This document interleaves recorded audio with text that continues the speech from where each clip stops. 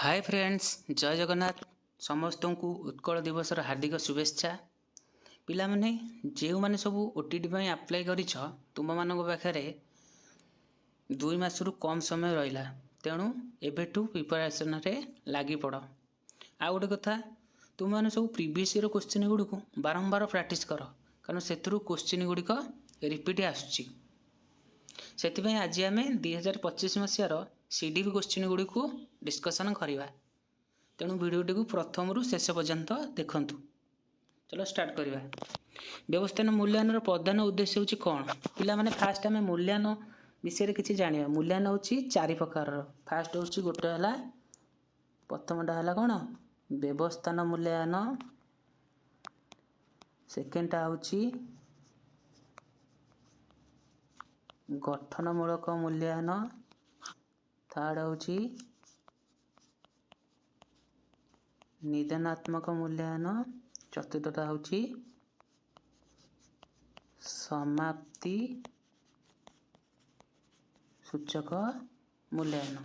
पिला माने देखिबा व्यवस्थान मूल्यांकन बा प्लेसमेंट इवैल्यूएशन कौन? पिला माने जो मूल्यांकन आमर कौन? आमर पूर्वजित ज्ञान सामर्थ्य और दुर्बलता को चिन्हट करथाए बा मापी थाए, सेटा हूँ आमर व्यवस्थान मूल्यांकन। जेमिति कि ओटीटी एग्जाम हो गला कि सिटी एंट्रेंस हो गला कि बीएड एंट्रेंस हो गला, ये सब हूँ कौन? व्यवस्थान मूल्यांकन उदाहरण। सेमती गठनमूलक मूल्यांकन कहले कौन बुझ? जो मूल्यांकन आमर कौन? आमर दोष दुर्बलता को चिन्हट करिथाए। एटा साधारणतः कौन आमर ड्यूरिंग द क्लास समय रे होइथाए हला। तृतीयटी है निदानात्मक मूल्यांकन। निदानात्मक मूल्यांकन माने आमर दोष दुर्बलता को चिन्हट करी तार समाधान पाई जो मूल्यांकन करा जाए सेटा होछि निदानात्मक मूल्यांकन। उदाहरण स्वरूप मनकर जन पिला को ज्वर होइछि, से जेते मेडिसिन खाउछि तार कमुनी। जदि से जन को पचारा, से कहला अरे हे तू जा ब्लड टेस्ट कर दो। से ब्लड टेस्ट कला, ब्लड टेस्ट तार बाहला मैलेरिया। से जानीगला जे मोर मैलेरिया जो ज्वरटा कमुनी, से मेडिसिन स्टोर गला, मैलेरिया पाई मेडिसिन आनी खाइला, तार देह भल हो गला। से आम कौन जाइले ताले जो रोग पाई जो मेडिसिन, ताले एथरे ताले निदानात्मक मूल्यांकन कौन?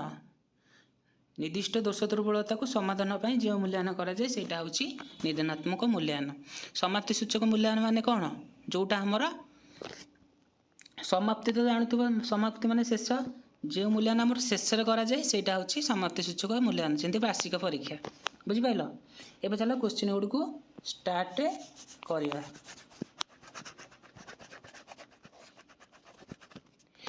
से कहिछि व्यवस्थान मूल्यांकन प्रधान उद्देश्य होछि कौन? वर्ष शेष समस्त उपलब्धि मापिबा। एटा तो हबनी, कारण एटा होछि कौन? समाप्ति सूचक मूल्यांकन। से कौन असुविधार कारण चिन्हट करवा, एटा तो गठनमूलक मूल्यांकन, एटा हबनी।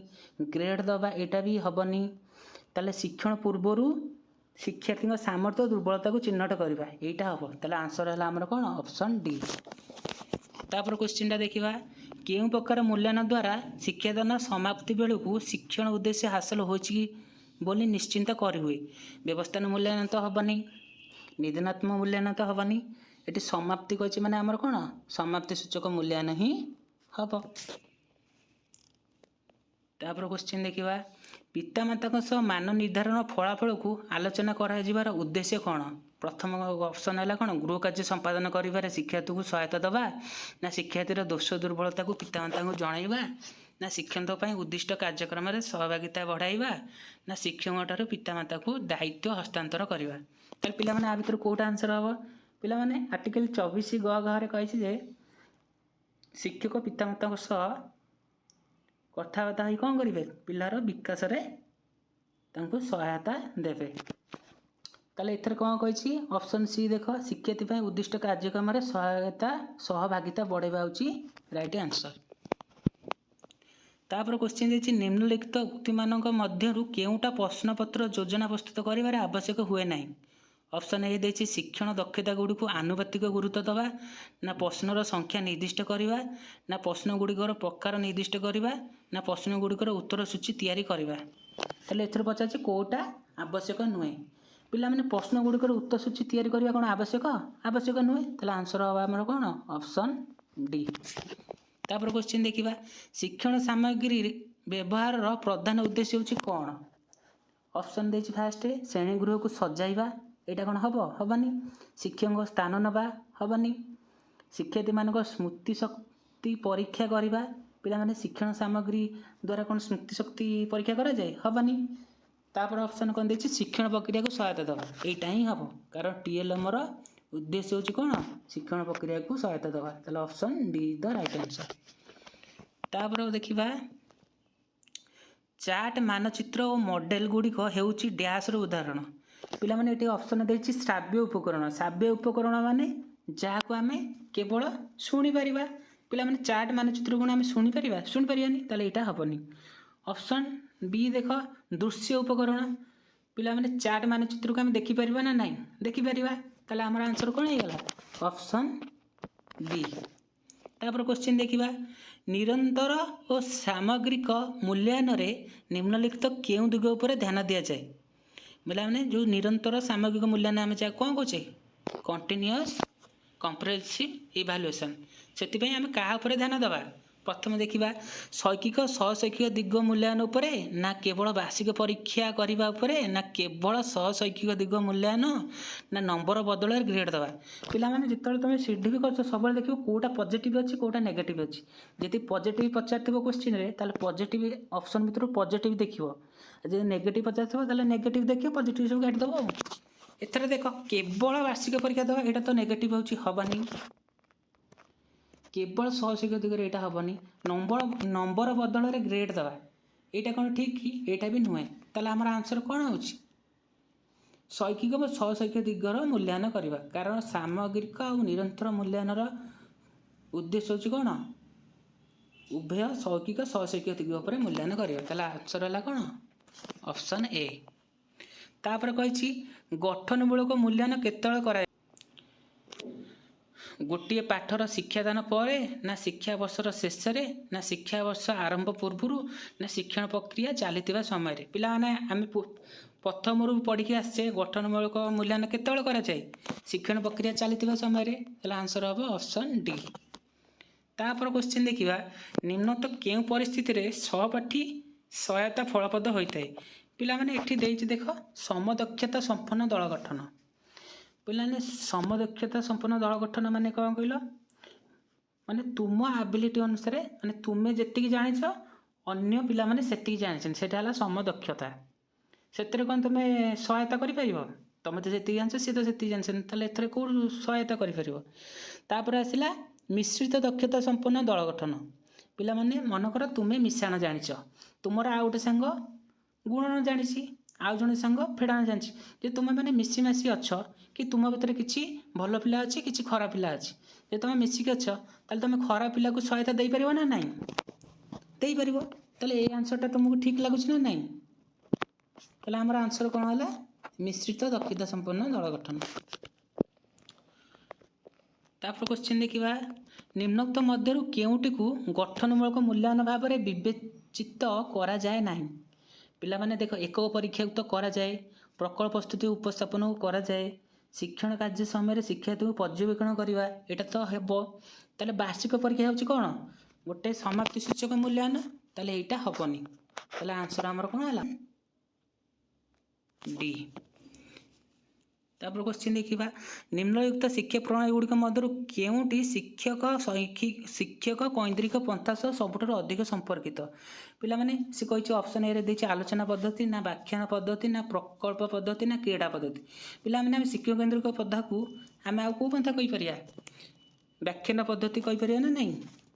ତାହେଲେ ଆନ୍ସର ହେଲା ଅପସନ୍ ବି। ଶିକ୍ଷଣରେ ବ୍ୟକ୍ତିଗତ ପ୍ରଭେଦ ହେବାର କାରଣ ହେଉଛି କ'ଣ? ଅପସନ୍ ଏ ହେଉଛି ବଂଶାନୁଗୁଣ, ନା ପରିବେଶ ଉପରେ, ନା ଲିଙ୍ଗଗତ ପ୍ରଭାବ, ନା କେବଳ ବୟସର ପ୍ରଭାବ, ନା କେବଳ ବିଦ୍ୟାଳୟର ପରିବେଶର ପ୍ରଭାବ। ପିଲାମାନେ ଅପସନ୍ ସି ଡି ତ କେବେ ହେବନି କାରଣ ଏଇଟା ନେଗେଟିଭ୍। ଲିଙ୍ଗଗତ ପ୍ରଭାବ, ପିଲାମାନେ ଲିଙ୍ଗଗତ ପ୍ରଭାବ ଯୋଗୁଁ କ'ଣ ଆମର ବ୍ୟକ୍ତିଗତ ପ୍ରଭାବ ଦେଖାଯାଏ? ସେଇଟା ତ କେବେ ହେବନି। ତାହେଲେ ଆମର ଆନ୍ସର କ'ଣ ହେଇଗଲା ନା ବଂଶାନୁଗୁଣ ଆଉ ପରିବେଶ ଦ୍ୱାରା ହିଁ କ'ଣ ହୁଏ ବ୍ୟକ୍ତିଗତ ପ୍ରଭେଦ ଦେଖାଯାଇଥାଏ। ତାହେଲେ ଆମର option A is the right answer. କାର୍ଯ୍ୟକରି ଶିଖିବା ହେଉଛି ଡ୍ୟାସ୍ର ମୂଳମନ୍ତ୍ର। ବ୍ୟାଖ୍ୟାନ ପଦ୍ଧତିର, ନା ପ୍ରଦର୍ଶନ ପଦ୍ଧତିର, ନା ପ୍ରକଳ୍ପ ପଦ୍ଧତିର, ନା ଗଳ୍ପ କଥନ ପଦ୍ଧତିର? ପିଲାମାନେ କାର୍ଯ୍ୟକରି ଶିଖିବା ଆମର କ'ଣ? ପ୍ରକଳ୍ପ ପଦ୍ଧତିର ମୂଳମନ୍ତ୍ର। Option C is the right answer. ତାପରେ କ୍ୱେଶ୍ଚିନ୍ ଦେଖିବା, ଅନ୍ତର୍ନିବେଶୀ ଶିକ୍ଷାର ଅର୍ଥ କ'ଣ? ଅପସନ୍ ଏ ଦେଇଛି ସାମର୍ଥ୍ୟ ନିର୍ବିଶେଷରେ ସମସ୍ତ ପିଲାଙ୍କୁ ଏକାଠି ଶିକ୍ଷା ଦେବା, ନା ଭିନ୍ନକ୍ଷମ ପିଲାମାନଙ୍କ ପାଇଁ ପୃଥକ ଶିକ୍ଷା, ନା ଅନୁସୂଚିତ ଜାତି ଓ ଅନୁସୂଚିତ ଜନଜାତି ପିଲାଙ୍କ ନିମନ୍ତେ ସ୍ୱତନ୍ତ୍ର ବିଦ୍ୟାଳୟ। ଏଇଟା ତ କେବେ ହେବନି। ମେଧାବୀ ଶିକ୍ଷାର୍ଥୀଙ୍କ ପ୍ରତି ବିଶେଷ ଧ୍ୟାନ ଦେବା। ପିଲାମାନେ ଅନ୍ତର୍ନିବେଶୀ ଅର୍ଥ କ'ଣ? ନିଜ ସମବୟସ୍କ ପିଲାମାନଙ୍କ ସହିତ ଗୋଟିଏ ଶ୍ରେଣୀରେ ପଢ଼ିବା। ତାହେଲେ ଏଇ 4ଟା ଅପସନ୍ କେଉଁଟା ଠିକ୍ ଲାଗୁଛି? ନା ଅପସନ୍ ଏ, ସାମର୍ଥ୍ୟ ନିର୍ବିଶେଷରେ ସମସ୍ତ ପିଲାଙ୍କୁ ଏକାଠି ଶିକ୍ଷା ଦେବା। ତାପରେ କ୍ୱେଶ୍ଚିନ୍ ଦେଇଛି ସାମାଜିକ ସଂଗଠନ ବା ତତ୍ତ୍ୱର ପ୍ରବକ୍ତା କିଏ? ଅପସନ୍ ଏ ଜନ୍ ପିଆଜେ, ନା E.L. ଥର୍ଣ୍ଡାଇକ୍, ନା ଲେଭ୍ ଭାଇଗୋଟ୍ସ୍କି, ନା ଜେରମ୍ ବ୍ରୁନର? ପିଲାମାନେ ସାମାଜିକ ସଂଗଠନ ତତ୍ତ୍ୱର ପ୍ରବକ୍ତା ହେଉଛନ୍ତି Lev Vygotsky. Option C the right answer. ତାପରେ କ୍ୱେଶ୍ଚିନ୍ ଦେଖିବା, ଯେଉଁ ଶିକ୍ଷାର୍ଥୀ ଗୋଲକଧନ୍ଦା ସମାଧାନ କରିବା ଯୁକ୍ତିଭିତ୍ତିକ କାର୍ଯ୍ୟରେ ଦକ୍ଷ, ସେ ମୁଖ୍ୟତଃ କେଉଁ ବୃତ୍ତି ପ୍ରଦର୍ଶନ କରିଥାଏ? ପିଲାମାନେ ଯେଉଁମାନେ କ'ଣ ଅଛି ଗୋଲକଧନ୍ଦା ସମସ୍ୟା ସମାଧାନ କରୁଛି, ଯୁକ୍ତିଭିତ୍ତିକ କାର୍ଯ୍ୟରେ ଦକ୍ଷ, ସେ ତ ଗାଣିତିକ ଯୁକ୍ତିର ବୁଦ୍ଧି ତାର ହେଇଥିବ ନା ନାହିଁ? ତାହେଲେ ଅପସନ୍ ଏ କ'ଣ ହେବ ଆମର ସଠିକ୍ ଉତ୍ତର। ତାପରେ ଦେଖିବା, ଶିକ୍ଷଣ ଶିକ୍ଷାଦାନ ସାମଗ୍ରୀ ଶିକ୍ଷାର୍ଥୀଙ୍କୁ କିପରି ସହାୟତା କରେ? ଅମୂର୍ତ୍ତ ଧାରଣକୁ ମୁକ୍ତ କରିବାରେ, ନା ଶିକ୍ଷକଙ୍କ ସ୍ଥାନ ନେବାରେ, ନା ଶିକ୍ଷକଙ୍କ କାର୍ଯ୍ୟକଳାପକୁ ଧ୍ୟାନ ହ୍ରାସ କରାଇବାରେ, ନା କେବଳ ମନେ ରଖିବାକୁ ଉତ୍ସାହିତ କରିବାରେ? କେବଳ ତ କେବେ ହେବନି। ଶିକ୍ଷକଙ୍କ କାର୍ଯ୍ୟକଳାପରୁ ଧ୍ୟାନ ହ୍ରାସ କରିବାରେ କ'ଣ ଆମର ଶିକ୍ଷଣ ଶିକ୍ଷାଦାନ ସାମଗ୍ରୀ ସହାୟତା କରେ? ନା ଏଇଟା ତ ହେବନି।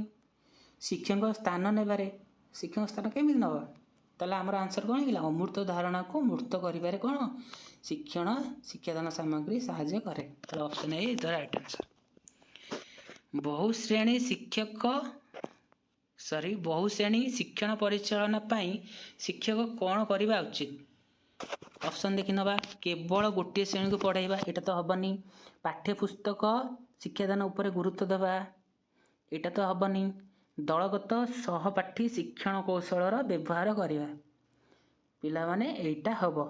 ଅପସନ୍ ଡି କୁ ଯିବାର ଦରକାର ନାହିଁ। ତାହେଲେ option C is the right answer. ତାପରେ କ୍ୱେଶ୍ଚିନ୍ ଦେଖିବା, ପିଲାମାନଙ୍କର ବୃଦ୍ଧି ଏବଂ ବିକାଶ ପ୍ରକ୍ରିୟା ଏକ ନିର୍ଦ୍ଦିଷ୍ଟ ଢାଞ୍ଚା ଅନୁସରଣ କରେ। ନିମ୍ନୋକ୍ତ ମଧ୍ୟରୁ କେଉଁଟା ଏକ ଉପଯୁକ୍ତ ଢାଞ୍ଚା? ଅନିୟମିତ ଓ ଅନିଶ୍ଚିତ, ନା ଧାରାବାହିକ ଓ ବ୍ୟବସ୍ଥିତ, ନା ଧାରାବାହିକ ଆକସ୍ମିକ, ନା କେବଳ ବଂଶଗତ ପ୍ରଭାବ ଉପରେ ଆଧାରିତ? ପିଲାମାନେ ଆନ୍ସର୍ ହେବ କ'ଣ? ଧାରାବାହିକ ଆଉ ବ୍ୟବସ୍ଥିତ। Option B. ତାପରେ ଦେଖିବା, ଶିଶୁର ଶାରୀରିକ ବିକାଶରେ ସବୁଠାରୁ କେଉଁଟି ଅଧିକ ପ୍ରଭାବ ପକାଇଥାଏ? ଦଣ୍ଡ ବିଧାନ ପକାଇଥାଏ, ନା ବିଦ୍ୟାଳୟର ଭୌତିକ ପରିବେଶ, ନା ସହପାଠୀଙ୍କ ଚାପ, ନା ପୋଷଣ ଓ ବ୍ୟାୟାମ? କେଉଁଟା ପକାଇଥାଏ?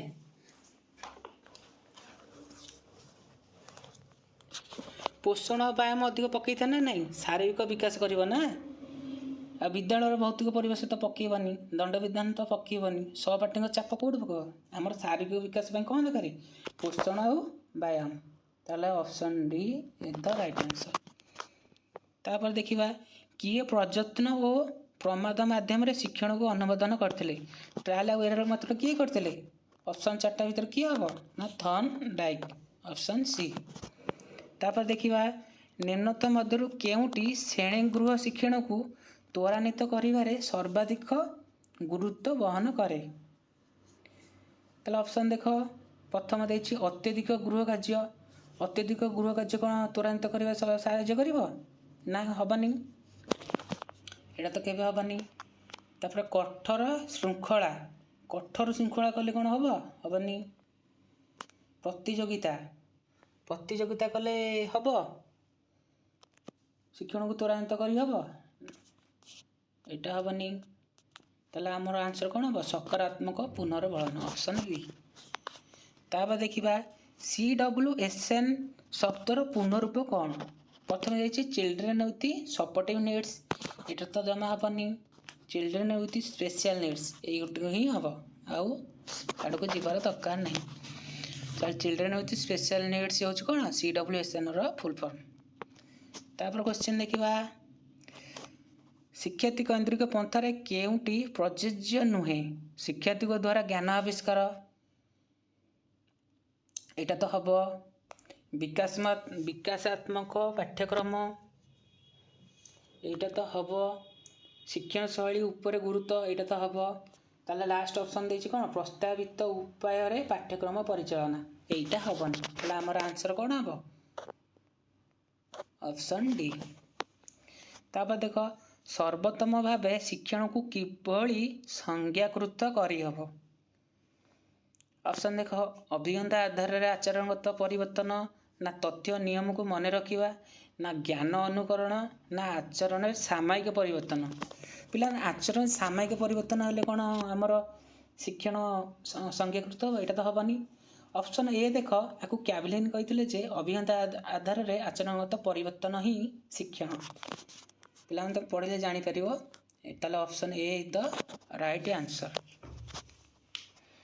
ତାପରେ କ୍ୱେଶ୍ଚିନ୍ ଦେଖିବା, ପିଲାମାନଙ୍କଠାରେ ଶିକ୍ଷଣକୁ ପ୍ରୋତ୍ସାହିତ କରିବାର ସବୁଠାରୁ ପ୍ରଭାବଶାଳୀ ଉପାୟଟି କ'ଣ? ଅପସନ୍ ଏ ଦେଇଛି ଘୋଷା ଶିକ୍ଷଣ। ଘୋଷା ଶିକ୍ଷଣରେ କ'ଣ ପ୍ରୋତ୍ସାହିତ କରିହେବ? ଏଇଟା ହେବନି କେବେ। ଡ୍ରିଲ୍ ଆଉ ଅଭ୍ୟାସରେ କ'ଣ ସବୁଠାରୁ ପ୍ରଭାବଶାଳୀ? ଏଇଟା ବି ହେବନି। ଅର୍ଥପୂର୍ଣ୍ଣ କାର୍ଯ୍ୟଭିତ୍ତିକ ଶିକ୍ଷଣ, ଏଇଟା ହେବ। ଆଉ ଗୋଟେ ଦେଖିବା ଅଛି କି ନାହିଁ। ଶିକ୍ଷକ ନିୟମିତ ଶିକ୍ଷାଦାନ, ଶିକ୍ଷକଙ୍କ ନିୟମିତ ଶିକ୍ଷାଦାନରେ ପିଲାମାନଙ୍କ ଶିକ୍ଷଣ ପ୍ରୋତ୍ସାହିତ କରିବ, ଏଇଟା ହେଇପାରେ ନ ହେଇପାରେ, ଏଇଟା ବି ହେବନି। ତାହେଲେ ଆମର ଆନ୍ସର କ'ଣ ହେଇଗଲା? Option C. ତାପରେ କ୍ୱେଶ୍ଚିନ୍ ଦେଖିବା, ପିଲାର ବ୍ୟକ୍ତିତ୍ୱ ବିକାଶ ଉପରେ ନିମ୍ନତ କେଉଁଟି ଦୀର୍ଘସ୍ଥାୟୀ ପ୍ରଭାବ ପକାଇଥାଏ? ତାର ବୁଦ୍ଧିମତ୍ତା, ନା ପରିବେଶ, ନା ବଂଶାନୁଗୁଣ ଓ ପରିବେଶ।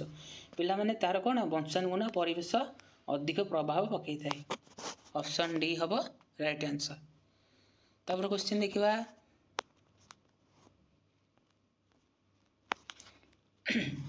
କେଉଁଟି ଶିଶୁର ବୌଦ୍ଧିକ ବିକାଶ ସମ୍ପର୍କିତ? ଗାଣିତିକ ଧାରଣାକୁ ପ୍ରୟୋଗ କରିବା, ନା ଭୟ ଓ ରାଗକୁ ନିୟନ୍ତ୍ରଣ କରିବା, ନା ଅନ୍ୟ ସାଥୀମାନଙ୍କ ସହ ଖେଳନା ବାଣ୍ଟିବା, ନା ଶରୀର ଯତ୍ନ ସମ୍ବନ୍ଧୀୟ ଅଭ୍ୟାସକୁ ପାଳନ କରିବା। ପିଲା ଯତ୍ନ ସମ୍ବନ୍ଧୀୟ ଶରୀର, ସେଇଟା ତ ଶାରୀରିକ ବିକାଶରେ ଗଲା ହାରି, ଏଇଟା ତ ହେବନି। ଅନ୍ୟ ସାଙ୍ଗସାଥୀମାନଙ୍କ ସହ ଖେଳନା ବାଣ୍ଟି ଖେଳିବା, ଏଇଟା ତ ତାର ସାମାଜିକ ବିକାଶରେ ଗଲା, ଏଇଟା ତ ହେବନି। ଭୟ ଓ ରାଗକୁ ନିୟନ୍ତ୍ରଣ କରିବା, ଏଇଟା ତ ତାର ଆବବିକ ବିକାଶ, ଏଇଟା ତ ହେବନି। ତାହେଲେ ଗାଣିତିକ ଧାରଣା ପ୍ରୟୋଗ କରିବା ହେଉଛି କ'ଣ? ଶିଶୁର ବୌଦ୍ଧିକ ବିକାଶ। ଏଇଟା କେଉଁ ପର୍ଯ୍ୟାୟରେ ଯାଉଛି? ନା ବିମୂର୍ତ୍ତ ସଂକାର୍ଯ୍ୟ ଦ୍ରବ୍ୟରେ ଯାଉଛି। ତାହେଲେ ଆନ୍ସର ହେବ ଅପସନ୍ ଏ। ତାପରେ ଦେଖିବା, ପରିବେଶ ଅଧ୍ୟୟନ ଶ୍ରେଣୀର ଏକ ମଡେଲ ତିଆରି କରୁଥିବା ପିଲାଟି ନିମ୍ନ ମଧ୍ୟରୁ କେଉଁ ପ୍ରକାର ଶିଖିବାର ଏକ ଉଦାହରଣ? ଅପସନ୍ ଏ ଦେଇଛି କ'ଣ? ଘୋଷି କରି ଶିଖିବା। ଘୋଷି କରି ଶିଖିଲେ କ'ଣ ସେ ମଡେଲ ତିଆରି କରିପାରିବ? ଏଇଟା ତ ହେବନି। ଅନୁକରଣ କରି ଶିଖିବା, ଅନୁକରଣ କରି ଶିଖିବ ଯେ ସେ ପଚାରିଯିବା ପରିବେଶ ଅଧ୍ୟୟନ ଶ୍ରେଣୀର ମଡେଲ ତିଆରି କରୁଥିବା ପିଲା।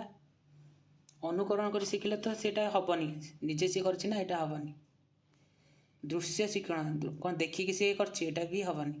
ତାହେଲେ ଅଭିଜ୍ଞତାମୂଳକ ଶିକ୍ଷଣ ହେବ ରାଇଟ୍ ଆନ୍ସର। ଲାଷ୍ଟ କ୍ୱେଶ୍ଚିନ୍, ଶିକ୍ଷାର୍ଥୀମାନଙ୍କ ମଧ୍ୟରେ ସୃଜନଶୀଳ ଚିନ୍ତନକୁ କିପରି ଉତ୍ସାହିତ କରାଯାଇପାରେ? ଅପସନ୍ ଦେଖ, ଫାଷ୍ଟ ଅପସନ୍ ଦେଇଛି ମୁଖସ୍ଥ କରି ମନେ ରଖିବା ଦ୍ୱାରା କ'ଣ ତାର ସୃଜନଶୀଳ ଚିନ୍ତନ ହେବନି। ମୁକ୍ତ ଉତ୍ତରମୂଳକ କାର୍ଯ୍ୟ ପ୍ରଦାନ କରିବା ଦ୍ୱାରା, ଏଇଟା ହେବ। ତାପରେ ଦେଖିବା, କେବଳ ଗୋଟିଏ ପ୍ରଶ୍ନର ଗୋଟିଏ ଉତ୍ତରକୁ ଗୁରୁତ୍ୱ ଦେବା, ଏଇଟା ତ ହେବନି। ଆବିଷ୍କାର ଅନୁସନ୍ଧାନ ସୀମିତ କରିବା ଦ୍ୱାରା, ସୀମିତ କଲେ କ'ଣ ହେବ? ଏଇଟା ବି ହେବନି। ତାହେଲେ ଆମର ଆନ୍ସର କ'ଣ ହେଲା? ମୁକ୍ତ ଉତ୍ତରମୂଳକ କାର୍ଯ୍ୟ ପ୍ରଦାନ କରିବା ଦ୍ୱାରା ହିଁ ପିଲାର କ'ଣ ସୃଜନଶୀଳ ଚିନ୍ତନକୁ ଆମେ ଉତ୍ସାହିତ କରିପାରିବା। ତାହେଲେ option B is the right answer. ପିଲାମାନେ ଆମେ ଆଜି କ'ଣ କଲେ? CDPର 30ଟି କ୍ୱେଶ୍ଚିନ୍କୁ ମୂଳରୁ ଶେଷ ପର୍ଯ୍ୟନ୍ତ ଡିସ୍କସନ୍ କଲେ। ଯଦି ତୁମମାନଙ୍କୁ ପସନ୍ଦ ଆସିଛି, ଲାଇକ୍, ସେୟାର ଆଉ ସବସ୍କ୍ରାଇବ୍ କରିଦେବେ ଏବଂ ତୁମ ସାଙ୍ଗସାଥିମାନଙ୍କୁ ମଧ୍ୟ ସେୟାର କରିଦେବେ। ମୋ ଚ୍ୟାନେଲର ନାଁ ହେଉଛି ଡିଅର୍ ଅଫିସର। ଦେଖା ହେବା ନେକ୍ସଟ ଭିଡ଼ିଓରେ। ଜୟ ଜଗନ୍ନାଥ।